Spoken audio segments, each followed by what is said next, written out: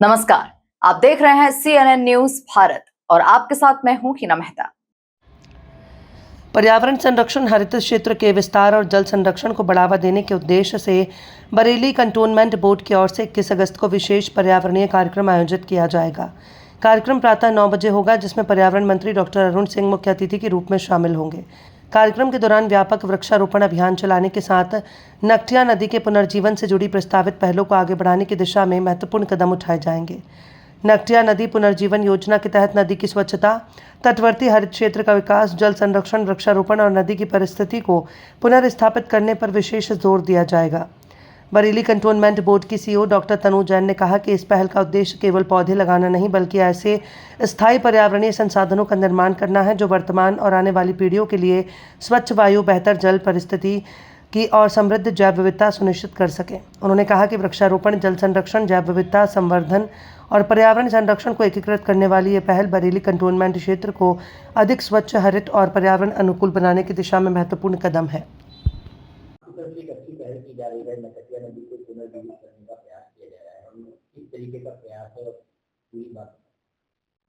पिछले कई महीनों से हम जल संरक्षण के लिए काम करने का प्रयास कर रहे हैं, जिसमें कि नकटिया नदी एक महत्वपूर्ण भूमिका निभाएगी। हमारे पास छावनी परिषद के क्षेत्र में 6 से 7 किलोमीटर है जो नकटिया नदी का क्षेत्र पड़ता है। उसमें सबसे पहला हमारा कदम ये होगा कि उसे प्लास्टिक मुक्त करा जाए, क्योंकि हम देखते हैं कि उस नदी में बहुत ज़्यादा प्लास्टिक पड़ा हुआ है, जगह जगह से आया हुआ है। तो पहले फेज में हम वो करेंगे, उसके बाद बायो रेमिडिएशन का प्रोसेस करेंगे और नदी के दोनों तरफ हम पेड़ वृक्षारोपण लगाने का हमारा एक प्रयास है, जो माननीय वन मंत्री जी के माध्यम से 21 तारीख को 9 बजे सुबह प्रारंभ होगा।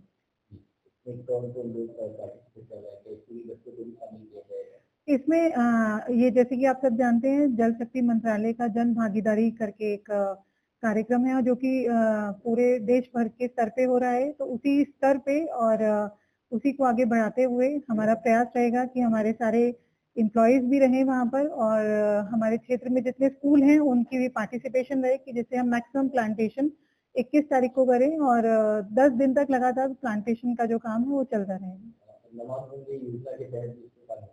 ये एक्चुअली नमामि गंगे में ही पड़ता है, पर अभी तक इसको इंक्लूड नहीं करा गया था। तो अभी इसकी एक साइंटिफिक स्टडी और मैपिंग हमने कराई है और ये जो पूरी नदी है राम गंगा बेसिन के अंतर्गत आती है। तो लेटर ऑन जब हमारी तरफ से हम ये प्रयास कर लेंगे तो इसको नमामि गंगे मिशन के अंदर भी जोड़ा जाएगा।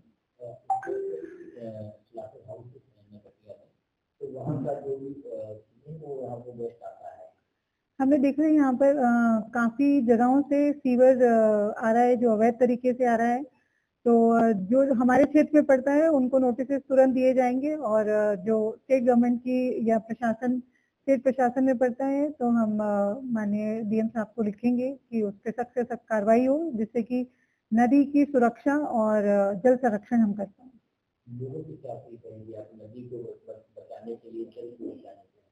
लोगों से हमारी यही अपील है कि जल ही जीवन है और जल संरक्षण एक अकेले एक इनिशिएटिव से नहीं हो सकता।